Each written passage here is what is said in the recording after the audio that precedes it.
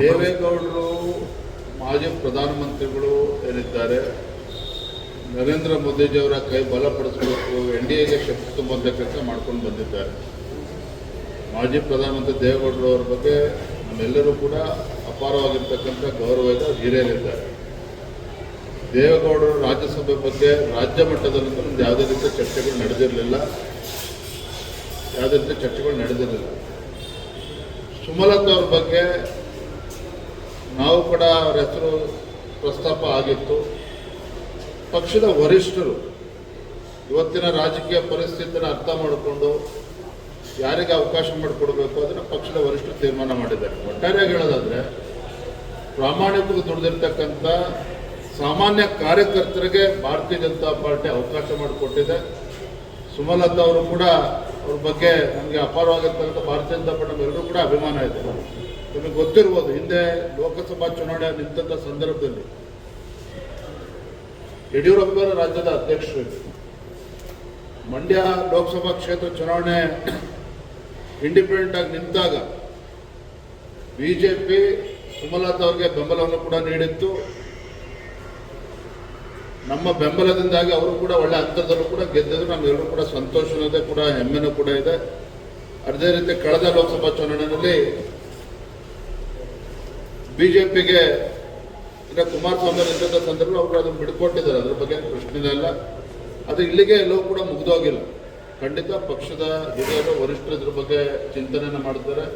ಅವರಿಗೆ ಒಂದು ಸೂಕ್ತ ಸ್ಥಾನಮಾನವನ್ನು ಬರುವಂಥ ದಿನಗಳಲ್ಲಿ ಕೊಡ್ತಾರೆ ಅನ್ನುವ ಸಂಪೂರ್ಣ ವಿಶ್ವಾಸ ನಮಗೆಲ್ಲರೂ ಕೂಡ ಇದೆ. ದೇವೇಗೌಡರ ವಿಚಾರದಲ್ಲಿ ಕಾಂಗ್ರೆಸ್ ಈಗ ಬಿಜೆಪಿಯನ್ನು ಬೈತಾರೆ, ಒಕ್ಕಲಿಗರಿಗೆ ಅನ್ಯಾಯ ಮಾಡ್ತು ಅಂತ.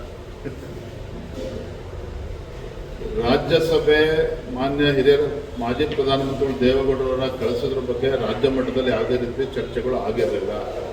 ಇಷ್ಟು ಮಾತ್ರ ಸಂದರ್ಭದಲ್ಲಿ ಹೇಳ್ತಾರೆ. ದೇವೇಗೌಡರು ಮಾಜಿ ಪ್ರಧಾನಮಂತ್ರಿಗಳು ಏನಿದ್ದಾರೆ, ನರೇಂದ್ರ ಮೋದಿಜಿಯವರ ಕೈ ಬಲಪಡಿಸಬೇಕು, NDAಗೆ ಶಕ್ತಿ ತುಂಬುವಂಥ ಕೆಲಸ ಮಾಡ್ಕೊಂಡು ಬಂದಿದ್ದಾರೆ. ಮಾಜಿ ಪ್ರಧಾನಮಂತ್ರಿ ದೇವೇಗೌಡರು ಅವರ ಬಗ್ಗೆ ನಮ್ಮೆಲ್ಲರೂ ಕೂಡ ಅಪಾರವಾಗಿರ್ತಕ್ಕಂಥ ಗೌರವ ಇದೆ, ಹಿರಿಯರಿದ್ದಾರೆ. ದೇವೇಗೌಡರು ರಾಜ್ಯಸಭೆ ಬಗ್ಗೆ ರಾಜ್ಯ ಮಟ್ಟದಲ್ಲಂತೂ ನಮ್ದು ಯಾವುದೇ ರೀತಿಯ ಚರ್ಚೆಗಳು ನಡೆದಿರಲಿಲ್ಲ. ಸುಮಲತಾ ಅವ್ರ ಬಗ್ಗೆ ನಾವು ಕೂಡ ಅವರ ಹೆಸರು ಪ್ರಸ್ತಾಪ ಆಗಿತ್ತು.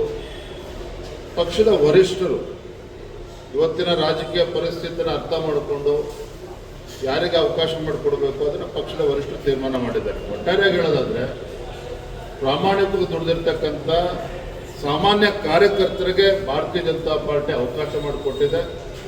ಸುಮಲತಾ ಅವರು ಕೂಡ ಅವ್ರ ಬಗ್ಗೆ ನಮಗೆ ಅಪಾರವಾಗಿರ್ತಕ್ಕಂಥ ಭಾರತೀಯ ಜನತಾ ಪಾರ್ಟಿ ನಮ್ಮೆಲ್ಲರೂ ಕೂಡ ಅಭಿಮಾನ ಇದೆ. ನಿಮಗೆ ಗೊತ್ತಿರ್ಬೋದು, ಹಿಂದೆ ಲೋಕಸಭಾ ಚುನಾವಣೆ ನಿಂತ ಸಂದರ್ಭದಲ್ಲಿ ಯಡಿಯೂರಪ್ಪರ ರಾಜ್ಯದ ಅಧ್ಯಕ್ಷರು, ಮಂಡ್ಯ ಲೋಕಸಭಾ ಕ್ಷೇತ್ರ ಚುನಾವಣೆ ಇಂಡಿಪೆಂಡೆಂಟ್ ಆಗಿ ನಿಂತಾಗ BJP ಸುಮಲತಾ ಅವರಿಗೆ ಬೆಂಬಲವನ್ನು ಕೂಡ ನೀಡಿತ್ತು. ನಮ್ಮ ಬೆಂಬಲದಿಂದಾಗಿ ಅವರು ಕೂಡ ಒಳ್ಳೆ ಅಂತರದಲ್ಲೂ ಕೂಡ ಗೆದ್ದಿದ್ರು. ನಮಗೆಲ್ಲರೂ ಕೂಡ ಸಂತೋಷನೂ ಇದೆ, ಕೂಡ ಹೆಮ್ಮೆನೂ ಕೂಡ ಇದೆ. ಅದೇ ರೀತಿ ಕಳೆದ ಲೋಕಸಭಾ ಚುನಾವಣೆಯಲ್ಲಿ BJPಗೆ ಕುಮಾರಸ್ವಾಮಿ ನಿಂತ ಸಂದರ್ಭ ಅವರು ಅದನ್ನು ಬಿಡ್ಕೊಟ್ಟಿದ್ದಾರೆ. ಅದ್ರ ಬಗ್ಗೆ ಪ್ರಶ್ನೆ ಇಲ್ಲ. ಅದು ಇಲ್ಲಿಗೆ ಎಲ್ಲವೂ ಕೂಡ ಮುಗಿದೋಗಿಲ್ಲ. ಖಂಡಿತ ಪಕ್ಷದ ಹಿರಿಯರು ವರಿಷ್ಠರು ಇದ್ರ ಬಗ್ಗೆ ಚಿಂತನೆಯನ್ನು ಮಾಡ್ತಾರೆ. ಅವರಿಗೆ ಒಂದು ಸೂಕ್ತ ಸ್ಥಾನಮಾನವನ್ನು ಬರುವಂಥ ದಿನಗಳಲ್ಲಿ ಕೊಡ್ತಾರೆ ಅನ್ನುವ ಸಂಪೂರ್ಣ ವಿಶ್ವಾಸ ನಮಗೆಲ್ಲರೂ ಕೂಡ ಇದೆ. ದೇವೇಗೌಡರ ವಿಚಾರದಲ್ಲಿ ಕಾಂಗ್ರೆಸ್ ಈಗ ಬಿಜೆಪಿಯನ್ನು ಬೈತಾರೆ, ಒಕ್ಕಲಿಗರಿಗೆ ಅನ್ಯಾಯ ಮಾಡ್ತು ಅಂತ.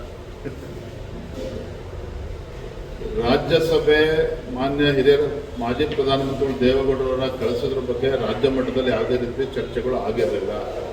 ಇಷ್ಟು ಮಾತ್ರ ಸಂದರ್ಭದಲ್ಲಿ ಹೇಳ್ತಾರೆ.